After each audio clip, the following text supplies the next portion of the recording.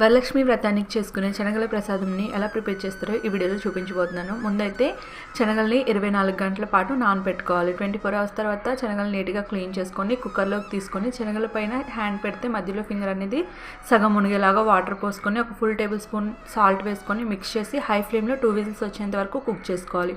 Pressure మొత్తం పోయిన తర్వాత శనగల్ని వడగట్టేసుకోవాలి. నెక్స్ట్ తాలింపు కోసం ఫ్రై ప్యాన్లోకి ఆయిల్ తీసుకొని ఆయిల్ హీట్ అయిన తర్వాత ఎండుమిర్చి 4 పచ్చిమిర్చిని సన్నగా కట్ చేసుకొని యాడ్ చేసుకోండి. దంచి పెట్టుకున్న వెల్లుల్లిపాయలు, ఒక ఫుల్ టేబుల్ స్పూన్ జీలకర్ర, ఒక ఫుల్ టేబుల్ స్పూన్ ఆవాలు, 5 కరివేపాకు రెమ్మలు వేసుకొని బాగా మిక్స్ చేసుకొని ఆల్రెడీ మనం ఉడికించి వడకట్టుకున్న శనగలు కూడా వేసుకొని ఒకసారి బాగా మిక్స్ చేయండి. అవసరమైతే మీ టేస్ట్ తగ్గట్టు సాల్ట్ని లైట్గా స్ప్రింకిల్ చేసుకొని మిక్స్ చేసుకున్నామంటే శనగలు రెడీ అయిపోయినట్లే. చూసారు కదా, ఇది వీడియో మీ అందరికీ నచ్చిందని అనుకున్నాను. నచ్చితే తప్పకుండా లైక్ చేసి మన ఛానల్ని సబ్స్క్రైబ్ చేసుకోండి. మీరు కనుక ట్రై చేస్తే ఎలా వచ్చిందో ఏంటో నాకు కామెంట్స్లో మెన్షన్ చేయండి.